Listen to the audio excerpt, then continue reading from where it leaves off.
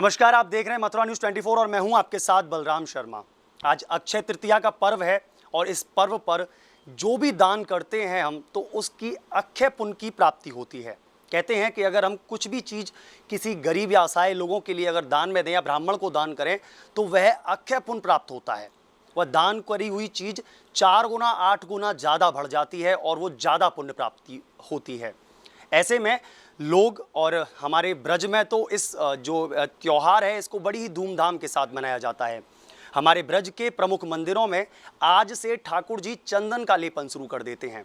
कहते हैं गर्मी का प्रारंभ हो जाता है इस दिन से और गर्मी प्रारंभ होते ही शरीर को शीतलता प्रदान करने के लिए ठाकुर जी का चंदन का लेप किया जाता है जिससे कि प्रभु को शीतलता प्रदान हो।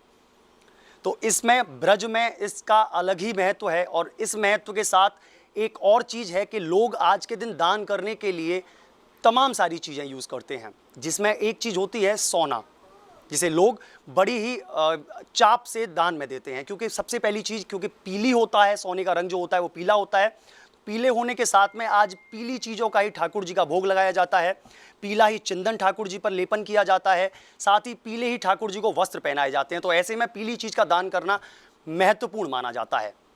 लेकिन इस समय लॉकडाउन का दौर है, पूरा भारतवर्ष इस कोरोना नामक महामारी से जूझ रहा है। ऐसे में तमाम सारी जगह सीज कर दी गई हैं, धार्मिक स्थल सीज कर दिए गए हैं, मंदिर देवालय अन्य तमाम सारी चीज़ों को प्रतिबंधित कर दिया गया है।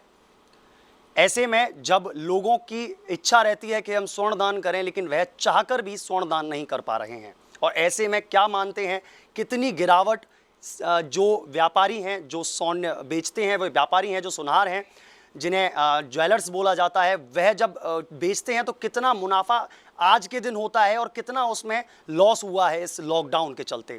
इन तमाम सारी चर्चाओं को लेकर हमारे साथ में हमारे वृंदावन के व्यापारीगण हमारे साथ उपस्थित हैं।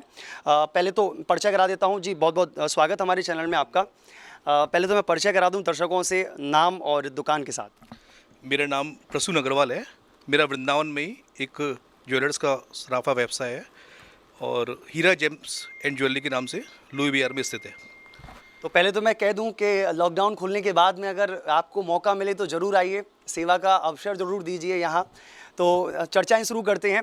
सर, जिस तरीके से ये लॉकडाउन प्रारंभ हो गया है, आज के दिन तमाम सारे लोग सोने के और चांदी के आभूषण खरीदते थे, ठाकुर जी के लिए पैरों के लिए तोड़ियाँ खरीदते थे।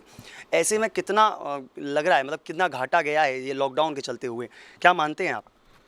घाटे का अनुमान फिगर में तो नहीं बता पाऊंगा प्रॉपरली आपको, लेकिन हाँ एक बहुत बड़ी अमाउंट जिसको अरबों खरबों में कहेंगे आप, ऑल ओवर इंडिया नुकसान व्यापार सराफा व्यवसायी को अवश्य हुआ है।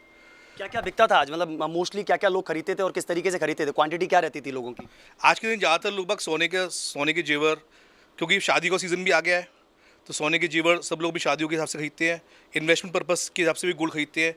ऐसा कहते हैं कि अक्षय तृतीया के दिन अगर सोना या चांदी खरीदते हैं तो एक उनके लिए प्रॉस्पेरिटी मिलती है, उनको एक समृद्धि और ऐश्वर्य की प्राप्ति होती है, माता लक्ष्मी की बहुत बड़ी कृपा उनको प्राप्त होती है। तो ये एक मिथ भी है, इसी कारण से लोग बाग काफ़ी मात्रा में सोना चांदी आज के दिन खरीदती हैं। जिस प्रकार दिवाली से एक दिन पहले धनतेरस के दिन खरीदा जाता है सोना चांदी, उसी प्रकार आज के दिन भी अक्षय तृतीया के दिन भी सोना चांदी अच्छी मात्रा में लोग बाग खरीदती हैं।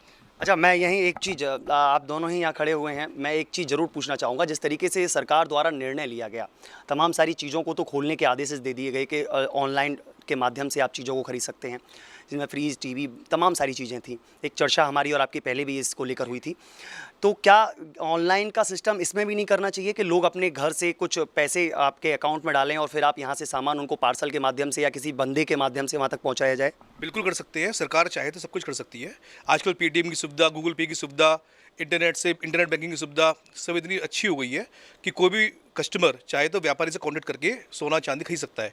अगर सरकार इस प्रकार की कोई हमको एक प्लेटफॉर्म प्रोवाइड कर दे कि हाँ, मतलब हमारे लिए ओपन कर दे कि हम सोना चांदी की डिलीवरी उनकी होम टू होम कर सकें उनको, तो by way of internet we can contact them और the customer can contact also us and we can sell them whatever gold, silver, jewellery, whatever they want.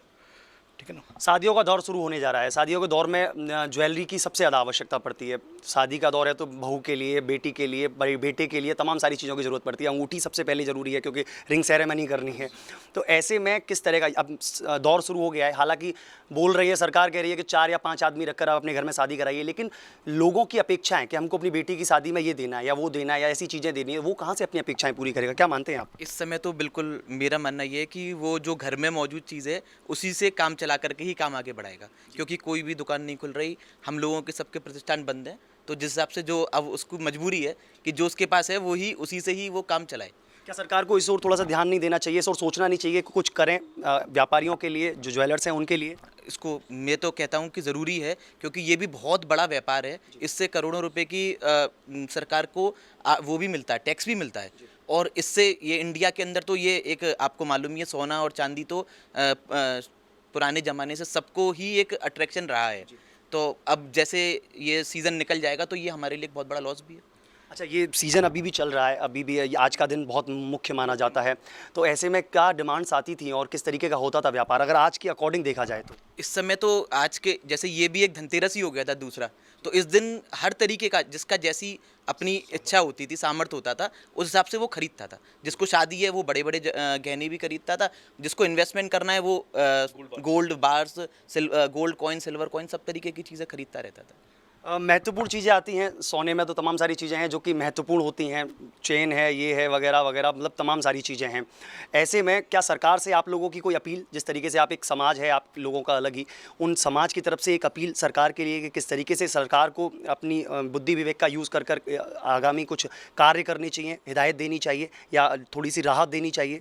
देखिए, सरकार को तो पूरी तरह से राहत देनी चाहिए, क्योंकि सरकार का ही नुकसान हो रहा है। सोने में, चांदी में 3% जीएसटी है।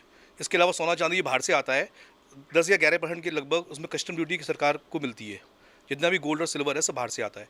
ये सब इकोनॉमी में गवर्नमेंट को लॉस हो रहा है। और इस समय, इस आपदा के समय में जब इतना भारी खर्चा सरकार का कोरोना वायरस से लड़ने में हो रहा है, तो ये अगर इसमें ये जो हम लोग ही सेल नहीं हो पा रही है, इस कारण से जब हमारी सेल नहीं होगी तो आगे भी मतलब आगे माल बकेगा तो टैक्सेस गवर्नमेंट को मिलेंगे नहीं, ठीक है ना।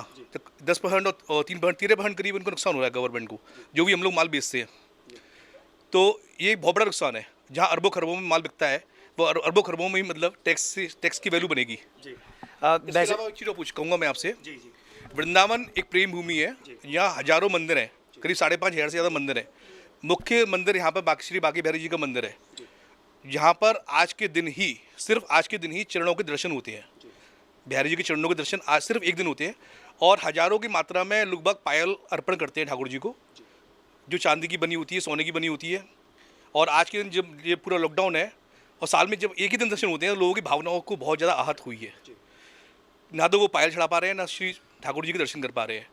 तो सरकार को कुछ ना कुछ ऐसा करना चाहिए था कि बाहर के लोग नहीं आ पा रहे, चलो, पर लोकल लोग कुछ तो दर्शनों को लाभ उठा सके ठाकुर जी का। सारे वृंदावन मंदिर समय चंदन यात्रा का पर्व है, उत्सवों की भूमि है वृंदावन, और हम ही लोग लोकल आदमी आके उत्सवों में बिल्कुल सही अपना सहभागिता नहीं दे पा रहे हैं। ना ठाकुर जी को उत्सव लगा पा रहे हैं, ना कुछ कर पा रहे हैं। व्यापार बिल्कुल बंद है, घर में से बैठे हुए हैं, खाली खाने पीने राशन से ही कुछ काम चलता है। अभी विचार विमर्श चल रहा है जिस तरीके से कि जून तक ये बढ़ाया जा सकता है लॉकडाउन, एक विचार चल रहा है, अभी कंफर्म नहीं हुआ है लेकिन विचार चल रहा है। तो ऐसे में क्या मानते हैं आप कि अगर सरकार जून तक इसको बढ़ाती है तो शादियों का दौर शुरू हो जाएगा, लोग अपनी शादियों को स्थगित तो करेंगे नहीं, वो उसी टाइम पे करेंगे, चाहे भले 4 आदमियों को बुलाकर करें लेकिन करेंगे उसी टाइम पर। तो क्या आप लोगों की तरफ से कोई अपील सरकार के लिए कि उनके लिए थोड़ी सी रियायत दे दी जाए, ज्वेलर्सों के लिए, जो कि उस बेटी जो अपना पिता अपनी बेटी को जो विदा कर रहा है उसको कुछ दे पाए भेंट स्वरूप? अब सरकार को इस तरफ कुछ तो कदम उठाना चाहिए, और चाहे लिमिटेड जैसे बाकी चीज़ें चल रही हैं उसी हिसाब से सोशल डिस्टेंसिंग मेंटेन करके और बाकी सब चीज़ करके कि कुछ कुछ काम हो पाए। ये भी नहीं हो कि ये बीमारी बहुत बड़ी है, ये फैले, लेकिन सबको ही कुछ ना कुछ काम चले, ऐसा सरकार को कुछ ना कुछ निर्णय हमारे लिए भी लेना चाहिए। अच्छा, क्या सोचते हैं आप, किस तरीके से, मतलब ई बैंकिंग के माध्यम से या किस तरीके से करें, सोशल साइटों के माध्यम से किस तरीके से वो आप तक जुड़ें, लोगों तक कैसे जुड़ें आपसे, फिर आप कैसे उनको सामान प्रोवाइड करा पाएंगे? क्योंकि देखिए इसमें दो राया हो जाएगा, जो जेन्युइन है वो जेन्युइन है, लेकिन इसमें भ्रांतियां भी फैलाने वाले लोग बहुत आ जाएंगे और वो नकली चीज़ों को पहुंचाएंगे घरों तक, तो तमाम सारी चीज़ें इसमें उत्पन्न हो जाएंगी। तो ऐसे में किस तरीके से उनको स्टेप लेनी चाहिए आपके द्वारा अगर पूछा जाए तो? अब तो इस समय सरकार की एक नीति चल रही है BIS हॉलमार्क की, तो लगभग सारे जेवर जो हैं वो हॉलमार्क के ही जा रहे हैं, तो उसमें कोई भी भ्रांतियों का तो प्रश्न नहीं उठता है। और फिर वो जिससे ले रहे हैं सबको उनके ऊपर भरोसा है। अगर ऑनलाइन कुछ करे जाएगा काम तो ऐसा नहीं है कि कुछ उसमें, अगर हमको जैसे लोग जानते हैं पुराने हैं तो हमारे थ्रू वो कोई समस्या वाली बात नहीं है, हो सकता है काम। मतलब आपका कहने का तात्पर्य यह है कि जो लोकल दुकानदार हैं, जो आसपास के दुकानदार हैं, उनसे ही सामग्री लेने के लिए उनको कर दिया जाए, कुछ थोड़ा सा रियायत दी जाए। चाहे जैसे अगर आप चाहें तो दो करके कुछ करके ऐसे कुछ ना कुछ आया जाए, कुछ ना कुछ काम हो, इससे सरकार को भी बहुत हेल्प मिलेगी और हमारा भी काम चलेगा। एक चीज़ मैं कहूँगा जी। जिस प्रकार हमारे वृंदावन शहर में जहाँ एक भी कोरोना वायरस का एक भी मरीज नहीं पाया गया अभी तक, अगर यहाँ के बॉर्डर प्रॉपर्ली सील कर दिए जाएँ, एक भी आदमी मथुरा से या कोई भी अपने जो बॉर्डर एरिया है कोई भी अंदर नहीं आए, या किसी भी आदमी को किसी व्यक्ति को कोरोना वायरस नहीं है। आज लॉकडाउन को लगभग मेरे ख्याल से 26-27 दिन हो गए, और जो 26-27 दिन के अंदर ये बीमारी का पता 6-7 दिन में पड़ जाता है, ऐसा कहते हैं। 26-27 दिन के अंदर जब तक किसी भी व्यक्ति को, वृंदावन के लोकलाइट्स को कोरोना वायरस से ग्रसित नहीं पाया गया है, तो सरकार को यहाँ के प्रॉपर्ली बॉर्डर सील करके यहाँ पे आवागमन और जो व्यापार है सब चालू करा देना चाहिए। इस प्रकार से वृंदावन क्या और भी ऐसे शहर हैं पूरे इंडिया के अंदर जहाँ पे जो बिल्कुल नहीं पाया गया है, तो वहाँ पे ये लोग कर सकते हैं। तो कम से कम कुछ तो स्टार्टिंग हो, कुछ तो इकोनॉमी को बूस्टअप करने के लिए कुछ तो एक मौका मिले, कुछ तो कल्याण हो व्यापारियों का, समाज का। जी बिल्कुल बिल्कुल, बहुत अच्छी बात कही। एक सुझाव यहीं चलते चलते उन्होंने एक सुझाव भी दे दिया कि अगर सरकार चाहे तो हमारे जो एरियाज़ हैं वृंदावन के आसपास के जो एंट्री गेट्स हैं, जैसे मैं कहूँ छठीकरा से, मथुरा से, माठ से, ऐसे जो एंट्रीज गेट हैं इनको अगर बैरियल से ब्लॉक कर दिया जाए, किसी को भी अंदर और बाहर जाने की अनुमति ना हो, तो शायद वृंदावन सुरक्षित था, सुरक्षित है और सुरक्षित रहेगा।